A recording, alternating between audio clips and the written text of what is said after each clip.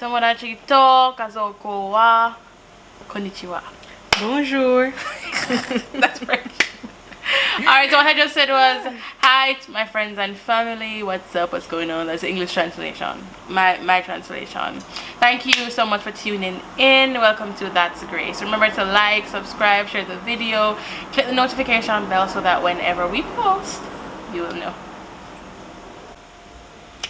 Today we will be continuing the discussion of comparison, and we just want to talk about when we were both the pretty twin. Yes, we are talking about the ever famous topic, beauty. And so beauty is defined by many persons in different ways. For some people it's about what you're wearing. For a lot of people it's about the outer appearance. Yeah. What is the type of clothes you're wearing, how your hair is combed, what type of lenses you have on, if you have on makeup or not, if you're wearing jewelry. A lot of outward things. If your edges are laid, which is one of the most recent trends. If you fit the fashion. If your hair is natural, or if you have on cute braids, if you have on Brazilian hair and all these different things. If your skirt is short, if you have on a long skirt, sleeves all covering your shoulders and everything, or do you have a lot of cleavage showing. Beauty is defined by many based on outward appearance. Yeah. And today we're talking about many times when probably I was considered the pretty twin, or when she was considered the pretty twin, and some moments when we were both the ugly twins and where we thought that people would have said that. Now what I realized is that whether we were the ugly or the pretty twin was dependent on what we were thinking inside, because I think ultimately it doesn't matter what people say about you, it matters when you believe it. And what made it worse was when we actually believed those moments that, hey, you know, I am the pretty one, you are the ugly one, or I am the ugly one and you are the pretty one. Yes, so I do agree now that we're both beautiful, so none is prettier in our eyes. However, I know that particularly for me, at about grade 5 and 6, I felt like I was the uglier twin. Matter of fact, in most of my life, I feel like I was the uglier twin. Alright, so but particular grade 5 and 6, I had jerry curls and Desanna had cream hair. I think at that point in time Desanna cared more about her looks. So Desanna would at least ensure that her hair is brushed in and her uniform was neat. No, I was going through, I don't know if it was a tomboy episode or what. I just didn't care about certain things. So I had my jerry and I didn't ensure that edges were laid or anything. I just had my hair poof. Oh my god, I wish I can find that picture. I had my hair literally poof. I didn't necessarily wear my tie all that neat. Probably didn't even have on a tie. So it was different things like that. I didn't care whether or not my color was straight, and I think that all those put together would basically make me look more raggedy. And I concluded that I was uglier. Like, our comparison was mainly done in the bus. So we would just be coming home from school and the person just felt like they had the right to just come and say, you know that you are prettier. Like, now thinking back, I'm like, how dare you? But that was generally how the conversations happened. But my question would have been, what were you using? Oh, and then acne is a big problem, because then we had a phase in our we still have acne, but we had a phase in our life when it was really bad, and we were teenagers. So you know, you're in your preteen going into teens, and you're now encountering acne for the first time.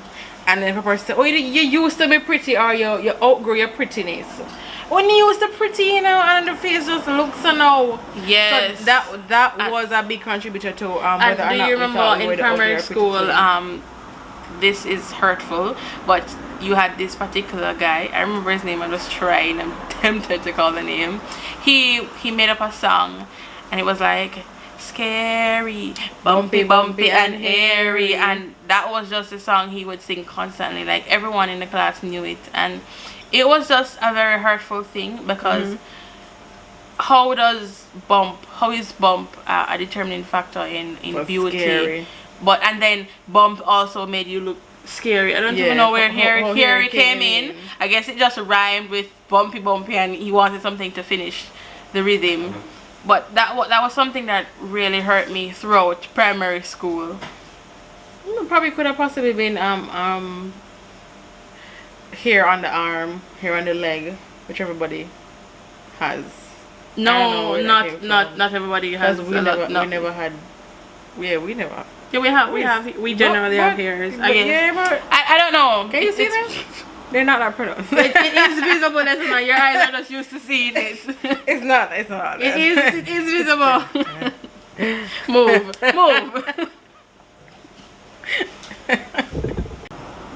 Yeah, so at that time she was a pretty twin. However, when we moved on to high school, I think that was the phase when we were both the ugly twins. So we weren't facing comparison. No, we were just basically labeled as ugly. And as Desanna touched on, that was a big contributing factor was the acne.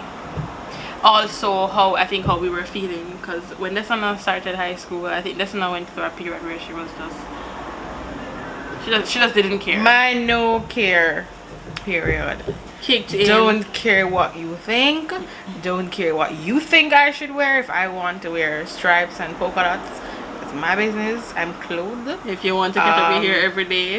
If I want to catch up my hair at the same spot every day, that's my business. If it's not offending you, it shouldn't offend you. If my uniform is big, if I want my uniform to be big and not tight and sucked on to show all of the rotundity of my shape, then okay, fine.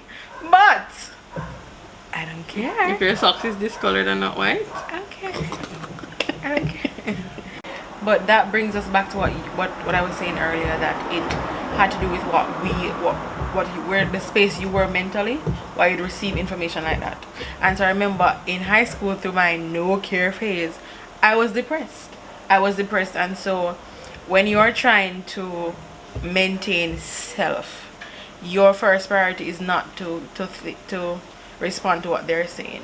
And so me deciding that I want to wear this and I choose not to care about that was my own method of, I wouldn't say rebelling, I was resisting my own depression. Now, it may not have seemed that way because, and then again, is there a good way to deal with depression? But it may not have seemed that way to others. But for me, I was depressed about a lot of things, and I was coming to be into my own womanness and deciding what are the things that I stand for, what do I want to happen around me, what do I not want to happen around me, what type of friends I want. All those things happen when you're going through high school. You're becoming a young adult as you're figuring these things out. Yeah, I think I was going through depression as well, probably for totally different reasons. I think we shared one in common. Different things were happening at home, different things were happening in the community. As we spoke about the things that used to happen in the bus and all of that. Also at school, the very same thing where my hair was poofy and crazy and my uniforms were big. Added to that, I had persons in my class who were constantly teasing me and talking about my hair and mocking my clothes, and they took everything as a joke, and it really hurt, and they really pressed it in. So when you hear me talk about bullying, that is the aspect of bullying that I'm talking about, the mental bullying. And persons may say that is too much of a hard word to use, but it is. Yes, because we don't talk about bullying a lot. We don't talk about the effects of bullying and how many persons are affected by bullying. Because we just think bullying is what TV shows it to be. Just hitting you, knocking your books out of your hand. You know, the Eurocentric view of bullying. But there are many other ways. There are many other forms of bullying. When you're in a community where you are trying to go to school to get an education, and then children who are supposed to be doing the same have an issue with that, and their parents, and children are going to deliberately see you at the bus stop, and the bus driver stops to pick you up, is going to shuffle and tell the driver that there's no seat in the bus, and then you come in the bus and you're at the door standing up, and you are looking through the bus and seeing that seats are there, and then when the bus stops for somebody else and they're going to let them in, You're sitting at the front of the bus, you decide to pay an adult fare because you want to be at the front and get to school, and people are going to be pulling your hair and tugging on you, you're sleeping, and people are slapping your head back and all these things. People don't talk about the effects of bullying, and a lot of times people teach their children how to bully, because I remember that these were not just children. Adults were doing these things. That is the most important part to note. Adults were doing these things, indoctrinating their children into that. And so how do you know, as a teenager, not only fight persons who are in your age category, but then have to fight people who are above you, adults who you're supposed to be looking upon, and you're supposed to respect. Think that was the extreme. That was the extremity of how depressed you are, and how you can get depressed through a situation like that. And so people saw us, we're going to school and we were surviving and we were getting our education, but there was a lot happening there mentally, and a lot of that came out through how we expressed ourselves through dressing, and which is why now we can say that we are both the pretty twins, because we had to grow through that. Yeah, I found myself when I was at Edna, because then I decided to deal with the mental part here. And when I began to deal with that, I had to start unlearning a lot of the things that I'd learned about myself. I had to unlearn that because you're fat, you're ugly. I had to unlearn that because you have acne, you're ugly. I had to unlearn that cream hair makes you pretty, or longer hair makes you pretty. Yeah. I had to unlearn that. I had to unlearn that false hair is pretty and your natural hair that grows out of your scalp is ugly. I had to unlearn those things. I had to unlearn that if you're not wearing makeup, you don't fit beauty standards. If I don't even have on a little lipstick or something, if I'm not all pierced up, and if I don't have some wowness happening with my hair, that I'm not beautiful. And so I think I went through that process before you, because you were coming out of it in sixth form, but I was at college at the time, and I think I had more time to spend thinking about that because I was now in a space with adults. Yes. So I wasn't subjected to being in a classroom. I could easily speak back to somebody. I could easily not want to do things with this group of people because I was more free to do that. While you were still stuck in the system and still stuck on the umbrella of I'm a student and there are some things I'm not even going to respond to because I want to give up my right as a student. The thing is, I found myself in leadership. So how I combated the issue that I faced with bullying was I started defending persons who were affected by bullies. So in second form, I remember that I became the form leader, and it was like my motivation to go to school to ensure that certain persons in the class did not get the opportunity to bash somebody else. I was also happy that I had the opportunity to say, you know what, these persons are being disruptive, these persons are preventing this person from learning, and I had a say in it. So I fought for myself by fighting for other persons. That is really how I got my healing. If I remember having a couple arguments with certain girls in the classroom that was really centered around similar issues, but I was not going to give up. I remember coming home talking about this one particular person.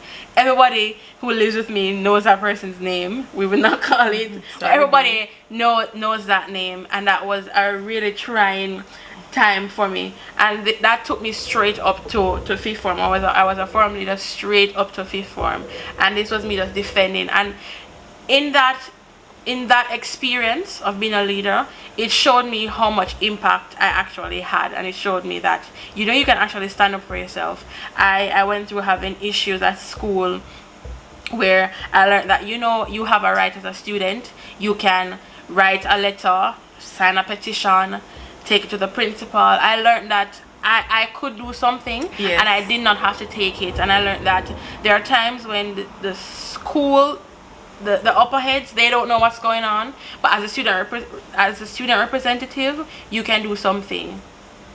I think that's a powerful thing, because guys, if you think just coming out of depression and understanding and formulating your own version of beauty is amazing, I think what's even more amazing is when you're so empowered because you found self, that you can go on a journey to help others find self. And it moved from not just bullying regarding issues of beauty and fighting for that, but it moved on to anything that was unfair, anything that was unjust, you were fighting for it. And I remember being extremely proud of her. A lot of persons were not happy with it, but let me tell you, I was extremely camera focus. I was extremely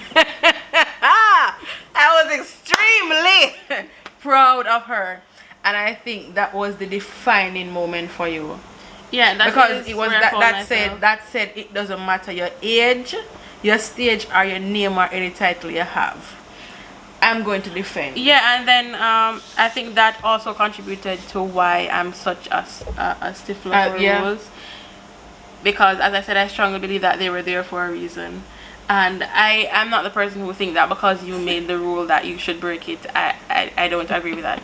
I remember, probably others may say this is too strict, but I remember in third form particularly, when they voted me for form captain, I said to my friends, listen, I'm the form captain, so these are the rules. If you break these rules and I have to send up a list, you are going to be the first on my list. And I think that some of my friends didn't take me seriously. And when it happened, I remember at the time my best friend Gabby, I remember at the time, I don't know what happened, but I sent up the list, and I particularly remember that Gabby's name was the first one on the list. And I think my heads really respected that, because everyone knew that Gabby was my best friend. And when they saw that her name was the first on the list, I felt that that really showed them that I was very serious about what I was doing, and I took my job as a leader very seriously. And quite frankly, if I was breaking the rule, I'm pretty sure I would have said that I broke it as well. I was that type of person.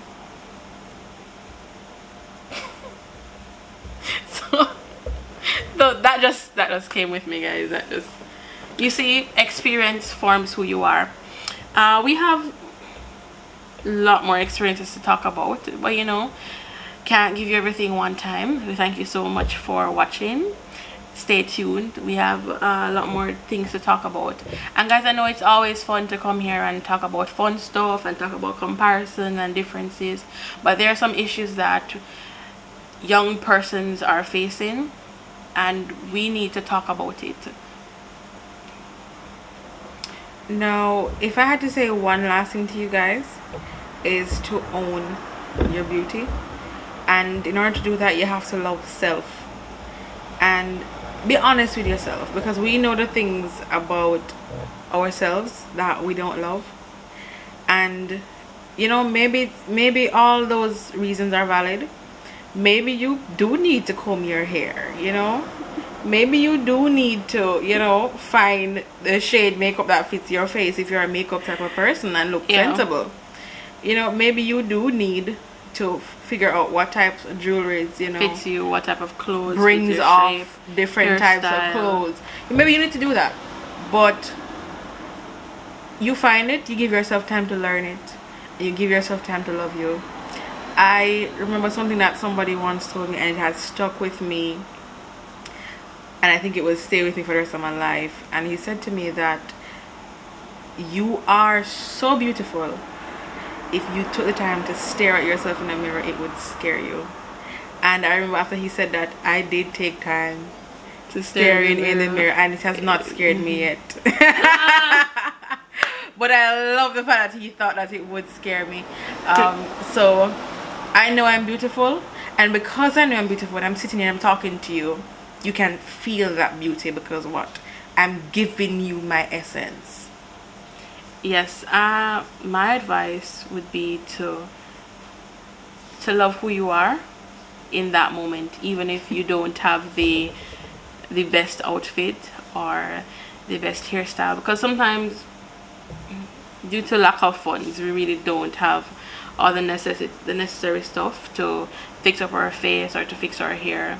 But love who you are. I believe that the one thing that my mom really ensured that she taught me because I think that she realized that I thought I was always the uglier one. But she said, whatever you put on and you leave the house in it, just ensure that you are comfortable with it, and to hell with what everybody thinks.